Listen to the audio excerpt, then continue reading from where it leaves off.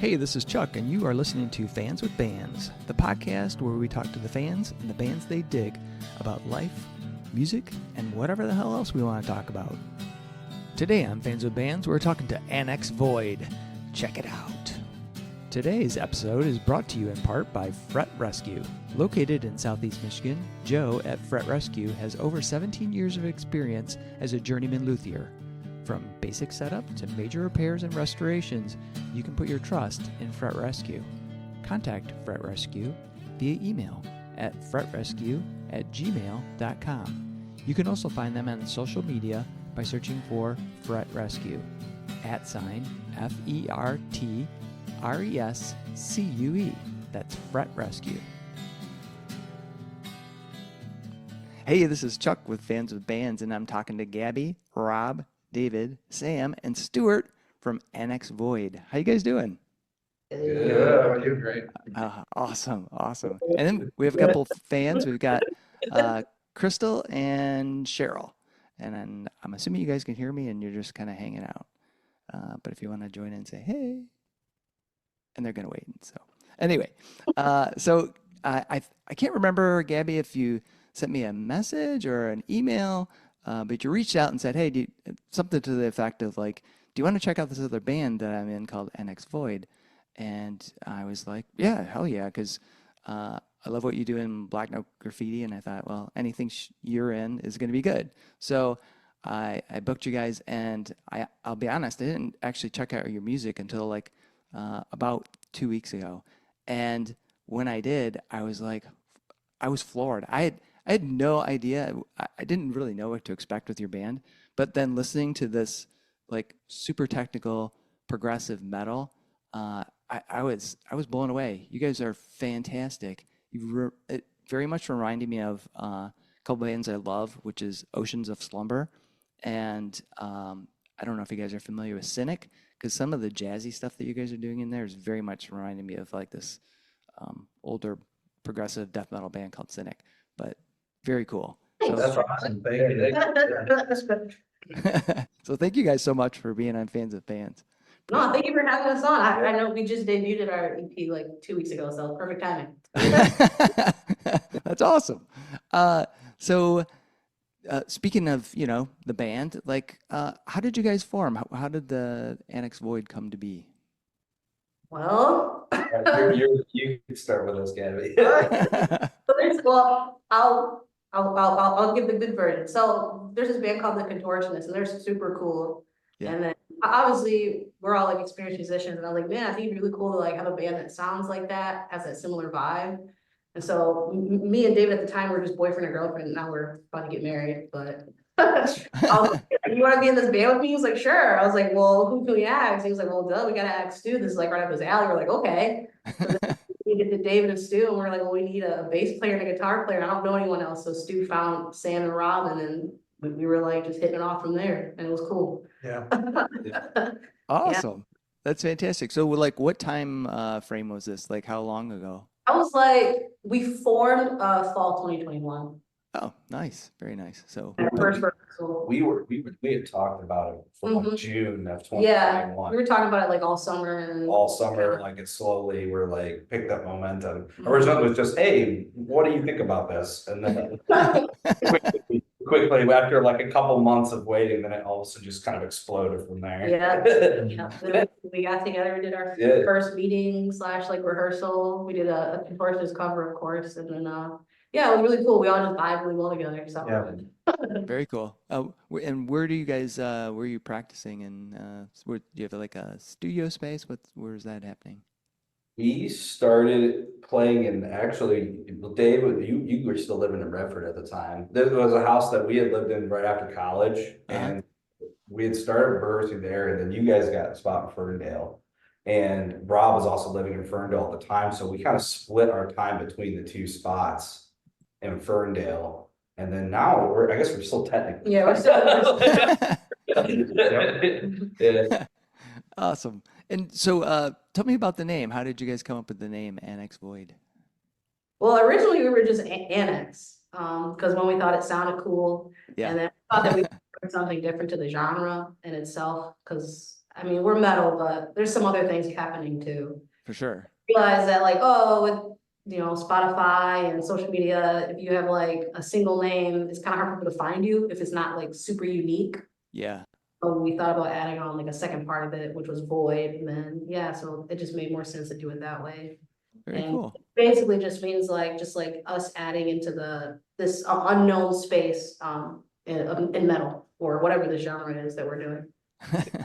Yeah, it definitely crosses genres because, like I said, I was checking out the EP, Will I Dream, and just so much. I mean, there's jazz, there's these great like ambient progressive. I hate to use the word progressive too much, but these kind of ambient like dreamscape spaces in between, like then just really crushing heavy stuff at other points. So like I said, it reminds me of like music I've heard in some respects, especially Oceans of Slumber. And I think it's mainly because of Gabby, your vocals, because they have a female singer as well, and so it definitely has that kind of um, that vibe a little bit. But I'm curious, like, so that EP just came out like a few weeks ago. What was the process like for you guys pulling that together? Did when you were coming together as a band, did you already have some ideas? I mean, Gabby, you mentioned you guys were into contortionist, but like, did you have some fully formed song? Did you just get together and jam? How did that all work? You guys can answer if you want to say. Well, to give you some, also to kind of expand more on like the background of how we kind of met and how the band formed. So yeah, I think it started with you two with the original idea. And so David went to Wayne State, I went to Wayne State, and Stu went to Wayne State as well, all for music, like jazz studies. And Oh, so cool. David, I think he like graduated the year that I went in. So I just missed him, but I had heard about him, like and kind of the Detroit jazz scene is, like kind of its own Yeah. little community. And I think we all kind of just knew about each other from just seeing each other, but also kind of having that mutual interest. Like I think we were all really into Meshuggah. And I think once Stu found out that I was into Meshuggah, like they got Stu on board, and then Stu was like, I think I know somebody. So I would say like from our perspective, we all like have this kind of, we came from the jazz world, and especially like Stu and David, like amazing, they were playing gigs like all the time. And they still do. But I think, yeah, this was kind of like a refreshing opportunity for all of us where we're like, okay, we love this music, and we're really interested in extended range guitars and things like that. Nice. And I think, yeah, like maybe you could take it from there about like how the first few ideas came together. Yeah. First idea. Oh, was that the one that we recorded in your basement? That was Jerry. Jerry, yeah. Oh, yeah, that was stolen from a Tim Miller song. Yeah, those stacked fifth chords. Yeah. It's been ripped off. I remember Stu like sent it, and then like I found the chord trigger function on Logic, and I was like, oh, that's cool. And then you guys just like ran with it. And I was like, oh, this is really cool. This is how the first I song we like cobbled together. It was like what are these, like our Richter set or whatever, or like Lego, like that was how was made, because there was like we had some ideas or whatever, and like there was like that song was written in like two parts, one of us doing that, cobbling it together, and then we wrote the second half of the song actually at Gabby's house. David, Gabby, and I were sitting around I think just, your mom made this really killing. Oh yeah, Yeah. my mom made a seafood boil, Yeah. and that inspired the second half of it. Yeah. And literally, we would just pass, and there's parts in the album that's literally us just passing the, like, someone writes something rhythmic, and then Yeah. you basically give the laptop to the next person, and then they then make another part. But like other parts of the songs are very like, or like other songs are very like they're very they're not built like that, or like not written like that. Like I know Everything All at Once was an idea. Like the very first part of Everything All at Once is like all of us messing around pretty much with the laptop. So like the rest of the song is pretty much like Rob wrote that. Like he had the main idea and then we showed it to us and we are like, oh yeah, that's good. All right. Are you Awesome. good? Yeah, no, it's good. And then like Past Future, I wrote that one. That was pretty much separately. Ripples was I gotta remember how Ripples goes actually.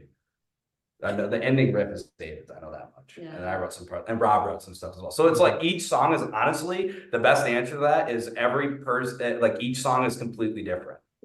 Like, Yeah. That's awesome. It's cool though. That's probably the funnest part of it was just demoing the music. It's like, because you're hearing it like all together alive for the first time. Yeah. And in the studios where we all just get pissy. So, where did you guys record?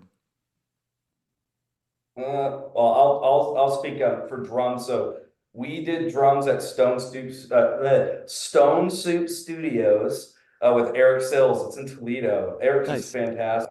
He's got a really nice room, and he has a really nice. He has a lot of different drums and anything you can want. And so like, and he's just an absolute pro. So like we just showed up there, we had all our demos ready to go, and then we just played, like I just sat down, played along the demos, and he didn't put any pressure on us, so we were just able to track the drums like perfectly. Yeah. Awesome. For the guitars, it was different, and vocals and bass, it was different though. Yeah, it was all self-produced. We did, I know bass I did at my house, we're at Rob's, and Rob did basically all the guitars with David at his place. Gabby did the vocals on her own as well, and then we Wow. sent them mixed and mastered. Awesome. Fantastic. It sounds great. The mix is super good. Love the tone of the drums. Really sound incredible. So yeah, and I like the way the mix, because sometimes, especially with heavy music, I mean, like I said, you've got those interludes of quiet and storm, in a lot of those tunes. But sometimes the bass gets lost too, like especially when things get really heavy or chaotic, and I can still pick it out, which I think is good. That's to me, heavy music. If you can hear that bass, then somebody's doing something right on the mix, because half the time it's lost. Yeah. We actually had it mixed and mastered by Jonathan Morgan. He's all the way over in the UK, so like we're like 6 hours apart in time. So we would like send him our stems, and then he would mix them, and then we'd get him back like a day later, or a day or two later, based on his schedule, whatever. And then we'd have all our notes and send it back. So it was difficult, but it was interesting. But it came out great. Like he definitely was like the glue, like because he put a lot of cool little effects and 808s and like really tied it together. It was like, oh, Yeah. this is a EP. Okay. Bass Studios. Yep. Yeah, check him out. He's great. His band Poltergeist is awesome. Yep. Yeah. Fantastic. Cool. No, loved his record, what's his record called? What's it called? House of Mirrors, right? Or is it no? No, it's Invitations of the Bizarre. Oh, you're right. Yep. Yeah, Imitations of the Bizarre, and it's just wild. It's very good. It's just very Cool. I'll have to check it out. well in the Meshuggah without being Meshuggah. Yeah. Everyone's ear was like, okay, yeah, this is the guy. Yeah. Awesome.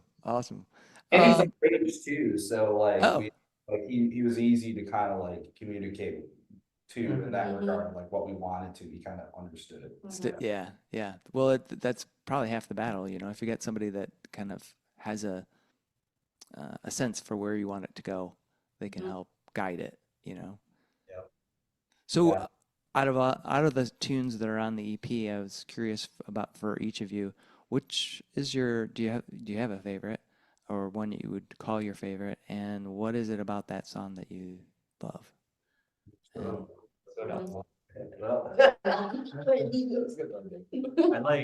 I like everything all at once. I think that the chords that Rob wrote for the beginning half of the song are like super gorgeous. And even like how the chords fit like over the riffs like in the second half of the song, like it just really like resonates well with me. So that one for that reason is my favorite. cool, awesome. Rob. For me, it's definitely Ripples. No contest. Well, actually, there is some contest. There is some contest. I love Ripples. I think that one is like the best overall composition, and the ending riff is just unbelievable. Excellent. And then, but the contest is Past Future. I also love Past Future Illusion. Yeah. That one just makes me smile. Stewart. My favorite, probably Ripples. I like that one. If it hadn't been the closing track of the album, I would have pushed it to be the first single, but it's good where it is. I like it because it's of the songs that made the album, it's the most collaborative. Yeah. Awesome. Sam, how about you? I think my favorite is probably Past Future. For me, it's just so catchy, and I love the like textural guitars that are in like the verse sections and that bridge. There's just so much texture to it. I think it's really good. Excellent. And Gabby, how about you?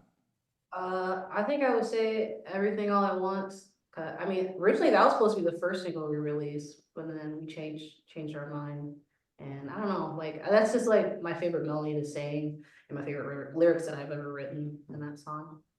Awesome. Yeah. Rob's cool. Cry. Yeah. Sad. Yeah. That boy. It's hard. Yeah. Yeah. I was curious about like when you, it's kind of like an origin question, but like for each of you, it's one thing to like, you mentioned three of you went to Wayne State for jazz. But what was like kind of an inspiring aspect of your life or either someone or something that motivated you to want to become a musician at one, but then two, to play in a band? Because there's one thing, I know a lot of great like musicians that like they don't really want to be in a band. They're happy to pick up their guitar and do their own thing, and that's it, right?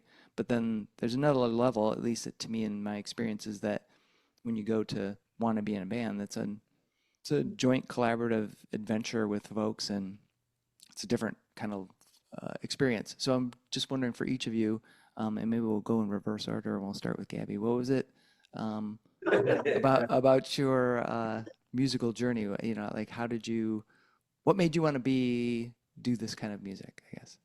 I don't know. Well, I feel like the first time I was really, at least for vocals, that I was like super inspired was my dad. Will he be in the chat? I see you.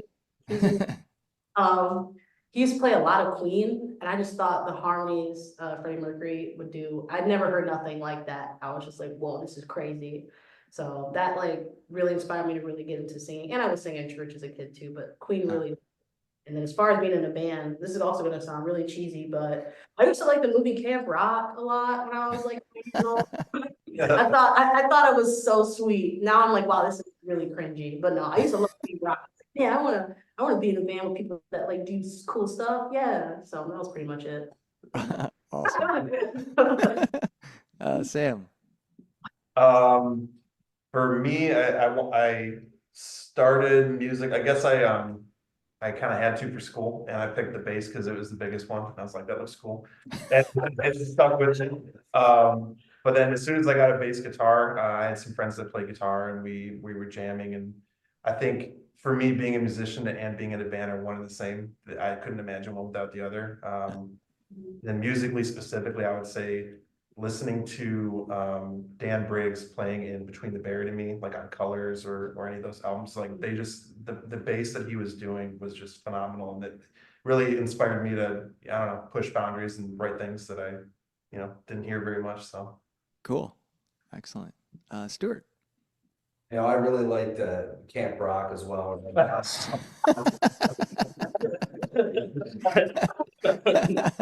Awesome. I That's a hard question. I started super young, so I started playing when I was like 2 years old. Holy So shit. because my parents, I see Cheryl in the chat, but they listen to a lot of music by the Doobie Brothers and Jeff Beck. And when you already, I guess maybe are apt to play music, and then you hear, even at a young age, really good music, it makes you kind of just want to imitate. At least for me, that's what it was. But musically, I had a VHS tape of like a Doobie Brothers performance. They did this concert. It was like a wildlife benefit show in like '96 or something, and it was on like PBS or something. But they had it was like a 2 hour concert or whatever. And I would sit there and play along to it, and that's where I was like, "Oh, this is really cool." I mean, it's great. And what was funny actually though is I used to not like the Michael McDonald songs, but now I actually most enjoy the Michael McDonald songs. Oh man. Awesome. Rob, how about you? For me, it's a really interesting question about what made you want to play in a band. Because for me, I've always been interested in music and never really thought about playing in a band, probably for like the first 6 years or so of really taking it seriously. I was just kind of like on my own, doing my own stuff. And it's interesting because besides like a band in high school, which, but it was interesting when I started playing with these guys and writing with them. I found that all of the things that I struggled with as an individual, as someone like a creative musician, specifically writing and composition, that all of those deficiencies, you could call them, were being like upheld or filled in by the other members of the band. Oh, cool.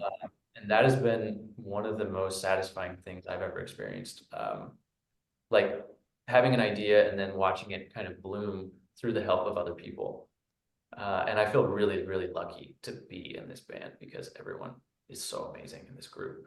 I'm really trying to make the most of it. Like this is such a cool community. So yeah, it's been really cool to see that kind of outlet. Fantastic. And David. Yeah, I had an interest like in music from like the very, very beginning. And I remember being like this whiny little kid, like begging my parents like for a guitar. And they were like, no, you're too young. Like I was just like a tiny, tiny kid, like that probably wouldn't have been able to hold the guitar. And I remember, I think that my first like moment where I was like, wow, this is like amazing, like music is like amazing, was listening to Carlos Santana when I was like 3 or 4 years old. And looking back, like, I don't know, I'm so far removed from that now. So it's kind of like looking back on that time, but like I would like well up with tears as a little kid, like listening to that music because Oh man, awesome.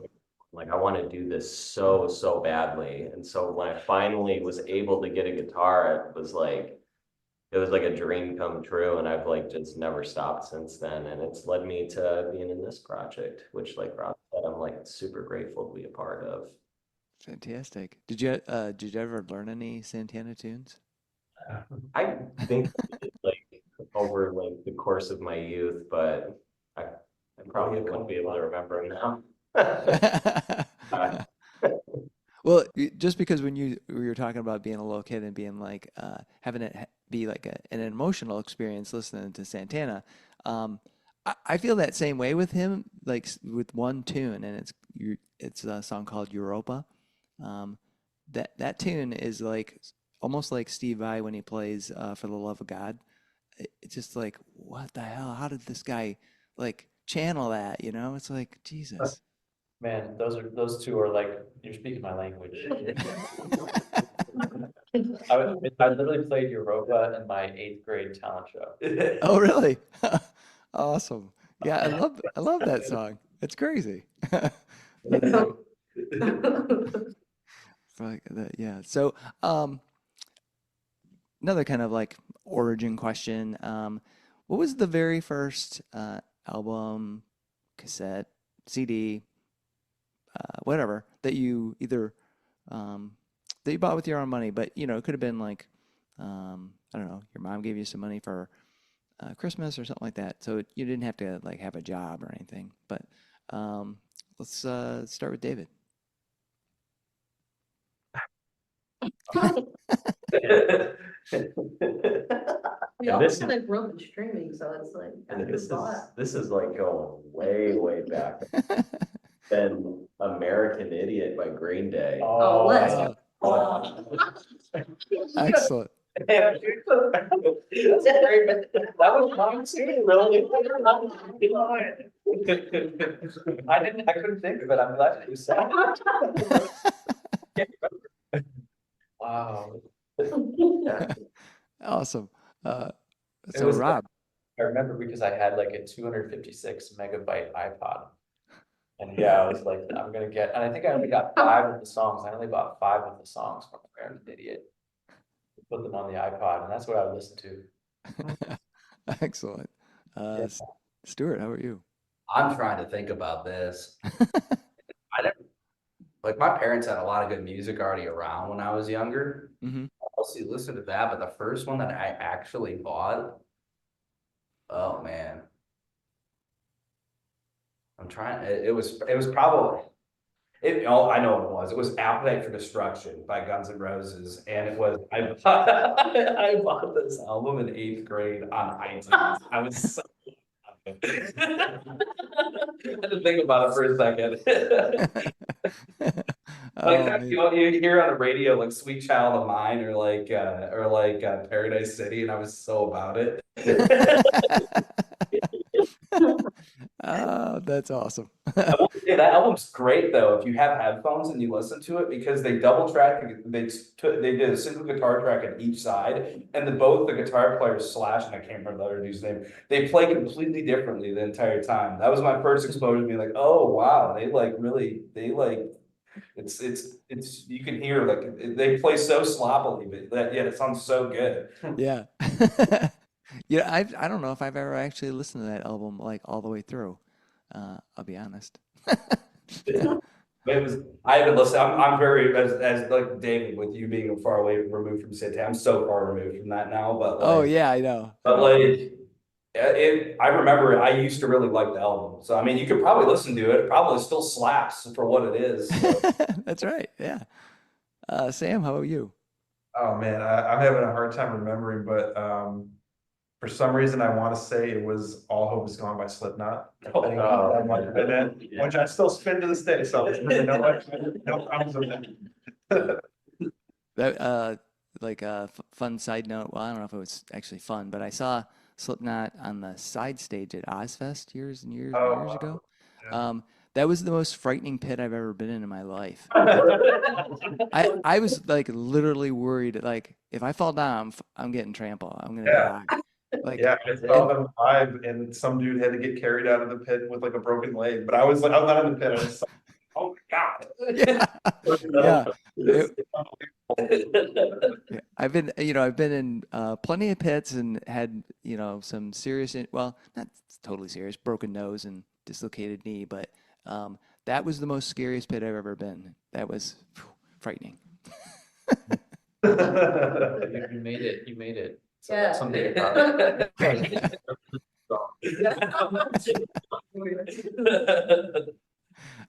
Gabby, how about you? I would say one of the first albums because when I was younger, I didn't like buy records. I had like an iPod Touch, so I would just like illegally download music onto that. Yeah.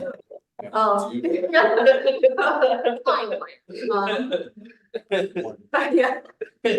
So for like burned CDs, so they're like, we didn't support artists, we just. But I think I used to be really into Sleeping with Sirens, and it was the album Let's Cheer to This. I don't know. I was one of those really emo kids that like list that sound like girls with their guys. Yeah. That's fantastic. So you've got the EP out. What are the plans? Like, do you have you're gonna have some shows lined up? And if you say shows, like think about that this won't be out for 3 weeks, but do you have any shows lined up? Do you plan to do any like touring if you can or anything like that? What are you planning to do to promote the EP? The next show we have is on June, it's eighth, right? Eighth. Yeah, June 8th at the Sanctuary with, we're opening for a Gray Lotus, which is like a technical death metal band, and Sarah Longfield. It's like a prog metal, prog rock kind of deal she does. Oh, cool. They're on tour together, so we're hoping for that. There's another band that's before us too. Yeah, I can't remember their name. But yeah, this has been before us too. We're on there too. Yeah, that's the They're next. local as well. Yeah, that's the next show we have.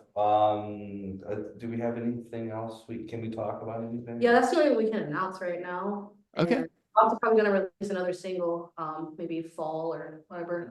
We're gonna release that first song we wrote when we threw the laptop around. So, release that sometime this year just to keep momentum going. But that's kind of how we're promoting the EP, just, you know, the show that we're playing and then that single that's coming out. And right now we're working on our second album, you know, like we got what, like 10-ish songs already. A lot of stuff going. Yeah. Really? Well, when Rob and I organized it a couple days ago, Yeah. it was pretty substantial. We're like, oh, there's material here. Nice. Nice. That's awesome. They made a tier list, which is that's the tier song. So And I'm trying to remember, do you have physical like CDs, anything like that right now? not yet, maybe in the future, potentially, but yeah, not yet. All right, so basically you have to stream it. Stream it or Yep. buy it on Bandcamp. Yep. There you go. Yeah. So you We are accepting orders on Bandcamp. all right, cool. So yeah, when I put together the show notes, I always put links to Bandcamp, or if you guys have your own website, so I'll have that out there too. But yeah, I was just curious about physical because I love, you know, I definitely like to support bands like if they have just digital, getting them off Bandcamp because I think that's great. But I'm like well, obviously I'm an old dude, so I like the physical things, you know, the CDs or better at the vinyl. But Yeah, maybe for the next album you can do that. Love That'd be awesome. yeah, it's definitely not out of the question.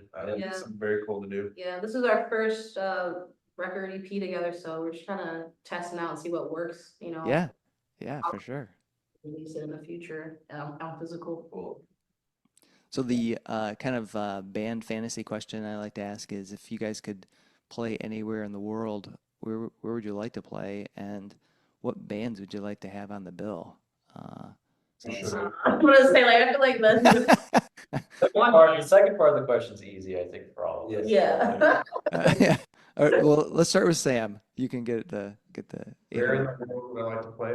Yeah. Oh, man, I don't know. Probably somewhere cool in Europe, somewhere in like, it'd be cool to play like Sweden or something, you know, different. And for me, the band would be Meshuggah for sure. I think that'd be just the coolest experience. Yeah, So 75, so I don't. Stewart, any place you'd like to play? Yeah, I mean, I'd probably say the same thing as Sam. So doing a circuit in Europe would be where it's at. Just to see some of, like, you know, be able to see some of the cities over there and be able to play over there. Yeah. I mean, I would say Meshuggah too, but they are getting up there. So bands that are maybe more our age, Animals as Leaders would be sweet. Yeah. Rob, how about you? I think there's a lot of really cool stuff going on in the UK. Yeah. I think where is Loathe from again? I think playing in Liverpool would be sick. There seems to be really cool music coming out of there, and it just seems to be a vibe. And yeah, I mean, of course, Meshuggah, I think would be great. But also Loathe, I mean, if we could play a show with Loathe in Liverpool, that would be awesome. I feel like, yeah, that would be really interesting to kind of see their origins and what that city is like. Yeah. David, how about you? I'll give the cop-out answer of purely for selfish reasons, though, because I wanna see stuff in Europe. So that would be cool. And I guess I'll give a different answer for a band that I would want to play with, which would be a Car Bomb. Cool. Awesome. I saw that band once. They were, yeah, crazy. That's good. Yeah. Your glasses got lost in a bit. My favorite moment of seeing them is that the singer was wearing those sweatpants, those like sweatpants that are like the half zip off, and like somewhere through the set he like or it was coming unzipped, so he like unzipped like one half of like his left leg, so he just had like he was like one leg was shorts and one leg was pants, and it like monologues. The rest of the show were about it. It was good. It was great. Like. Gabby, how about you? Yeah, I also would like to play with Meshuggah, either in Sweden or just toward the UK. I agree with that. But I guess to give it a different answer, then I would say it'd be cool to tour with the Contortionists, like in the United States, just like go everywhere with them. Yeah. That'd be sweet because I love those guys. Yeah. So it'll be easy. It'll be, yeah. Yeah, a lot more realistic. But no, I agree with all those answers, man. Awesome. So you guys have any like before a show, do you have any like pre-show rituals? Anything you just have to do before you get out to play? Gabby, how about you? I don't do this all the time, but I either like to have a shot of something just to chill out, or I like to drink tea or something like, that'll get my throat good enough to sing. I do that rehearsal a lot, and that helps. But sometimes I do nothing and just go in there and I do horrible, so that's fine.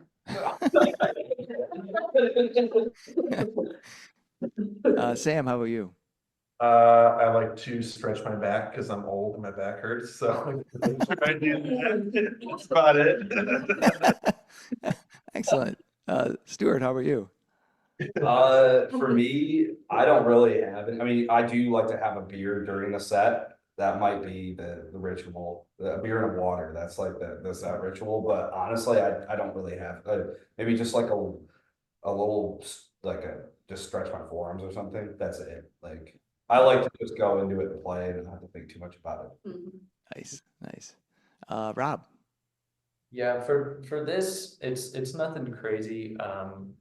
It's this music seems to kind of come somewhat easily, but I do like to warm up like earlier in the day. If I could, but not like right before the show. It would be like in the morning or in the afternoon.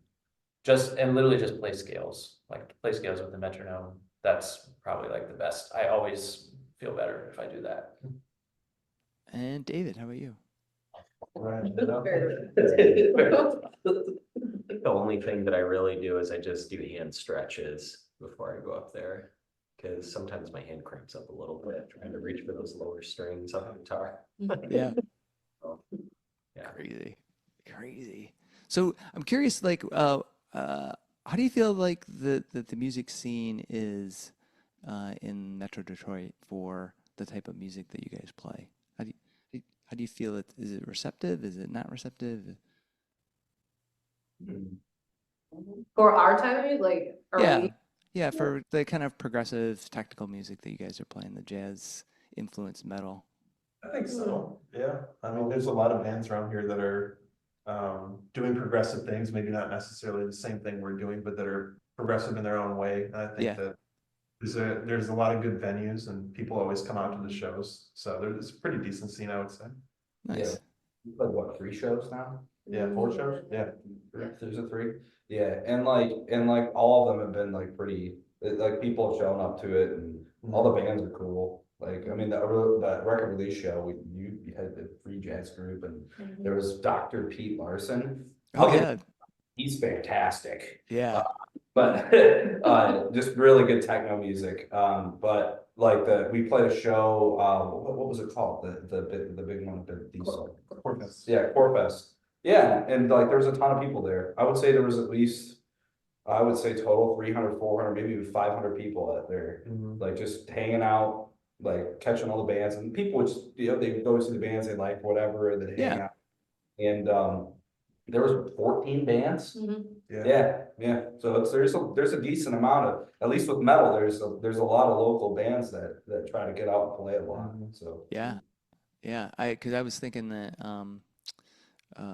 you guys would fit really well with like Imminent Sonic Destruction, Blood Rune Sigil, and I think that was that other band I was thinking of. Shoot, I'll think of it after we're done. But yeah, I agree. I think the music scene's pretty robust, especially the heavy music scenes.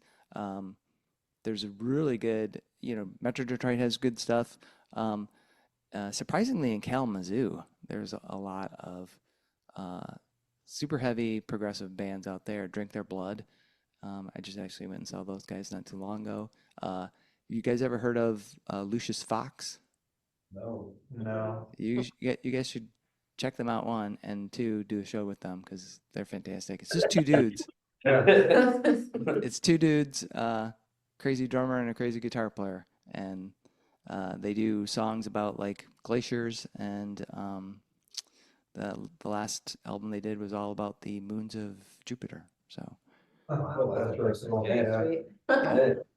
yeah, I think you guys would fit in really well. That would be a good. I'm already kind of envisioning touring packages for you guys if you haven't figured it out. Crazy. So, one other question is sort of like, back to the origin. What was the very best? Well, I guess maybe not an origin question, but just curiosity. Like, what was the best concert you guys have each of you have seen, and what was it that made it so damn awesome? Other than Stewart watching the Doobie Brothers when he was 3 or whatever. I wasn't heard of multiple concert. I can go first. And the most recent time I've seen Meshuggah was the best concert I've been to. Yep. That concert was spectacular. They just completely tight as a band. Like the thing I actually appreciate most about seeing them live, I mean, they sound as good as the album. Anyone who listens to their music knows how good they are live because it is literally album good live. But the thing that doesn't translate in their music on the album to live is like they have such a nice atmosphere for a performance, and like everyone, it's like a rabid, almost like atmosphere. Like people are very, it's like you can tell the whole audience is completely focused on like what's happening. And like there is hits at their shows, but there's not like a ton of hits. Like it's a lot of people just really grooving to their music, and it's the only band like concert I've ever been to. I mean, I've seen twice, and both times it's the same thing. Like it's like Nice. people, it's an attitude there. Awesome. Yeah. Rob, how about you? Yeah, I was also at that Meshuggah show. Awesome. And yeah, it was unreal. I mean, multiple times where I was like literally in tears because of just, reliving the music live. Yeah, that was amazing. Cool. I do tend to like small rooms too. Yeah. Like I remember seeing Mike Stern at the 55 bar Oh, cool. for City. That was like one of the most special concerts I've ever seen, just because I mean he was like about 5. Yeah. And yeah, so yeah, I would say there's so many. It's kind of hard I to. know. It's a what do you call, revolving door kind of question, because it's like tomorrow you could go see a show and it's like that was that was the one that was most awesome. Right. Yeah. It's like, yeah, you almost see some every year where you're like, that was the best show I've ever seen. Yeah. Yeah. Every year it changes. David, how about you? What was the best one you've seen so far? There's a couple that come to mind. It's funny because I saw them literally like within like maybe like a few weeks of each other. The obvious one is seeing Meshuggah. I mean, like you almost forget that you're watching live music. It's so tight. Like Yeah. inhuman, like crazy, crazy. And then the other one that comes to mind is when I think it was me, Gabby, Stu, and Rob. We saw a guitarist named Kurt Rosenwinkel, play at the Blue Llama, which is a jazz club in Ann Arbor. Oh yeah. He's been a musical hero of mine since I was like 18 or 19 years old. So like seeing him in person in Michigan too, like Yeah, was it doesn't so matter. cool. Like Nice. music. I'm glad you mentioned that. 'Cause I thought about that right after. What was crazy is that line of shows, literally, Kurt played, and then like a week later, we saw Meshuggah. Yeah. We also got the contortionist, like, it was like 10 days, we Yeah. got 3 shows, and it was like, oh.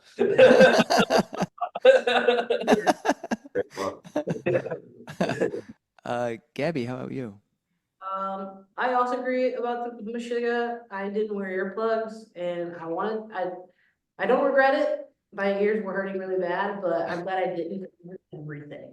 And I knew I wasn't gonna get that chance again for a long time, so I was like, screw it. But if it was good, then I would say, it was me, David, and Stu. We went and spontaneously saw the Deftones when they came through. I was there like, too, "Oh, you were there too?" yeah. Okay. That was. Yeah. Yeah, we saw the I love the way Chino performs. Like he's my favorite like front person. Like just everything about him, like this the way he sings, obviously, and like the way Yeah. he captivates and goes around the stage. Like man, how are you not tired? He's been doing this for a long time. Like I Yeah. was just saying today, like we saw him play with Crosses like a month or so ago, and then we just saw a post like he just played at Coachella. I'm like, how are you not tired? It's amazing. Yeah. That guy is yeah, he is an incredible performer. You Yeah. know, and he sounds awesome too. So it's like, yeah. Sam, did I get you? I don't think so. No, for sure. I'm glad Gabby said Deftones because that's definitely my either first or second pick, but I'll say one of my favorite ones is when Loathe came through and did their headlining tour for I Let It In and It Took Everything. And my favorite part about this is I didn't get tickets in advance and they were sold out. Oh. So my buddy and I went to the show and we were Was at like, the Sanctuary. is it the Sanctuary Yeah. in the Hamtramck? We got to the show a little late and we were like, I guess we can try to sneak in. So we go around to the back of the venue. Right as we come around the corner, there's a door guy there. He's got the door open. He's like, you guys coming in? And just like, so we walk in the back door to the front stage right as they get on stage and start their set. And I was like up front the whole time. And I was just like, this is so good. Oh my, it could not have been better. It was perfect. Hold out, he was just there like, It was so good.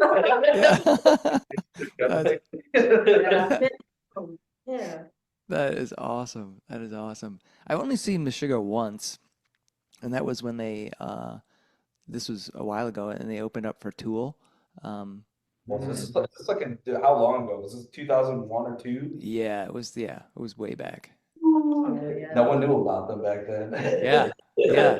'Cause I didn't know about them, and then I was like, "Holy shit, what is this?" You know, and it's like, "Holy cow, this is crazy!" It was awesome, but it was like, I I I was flabbergasted. I still am when I listen to that band, because when you guys mentioned like how tight they are, I've seen videos, you know, where they're playing, and it's like, Jesus, how can they do that? You know, but still sound, because like you guys said, we're the the audience is wrapped, and they're giving off this energy that while the performance is technically like perfect, there's also an energy to it that you don't necessarily I don't think you necessarily get when you listen to it on a album or whatever.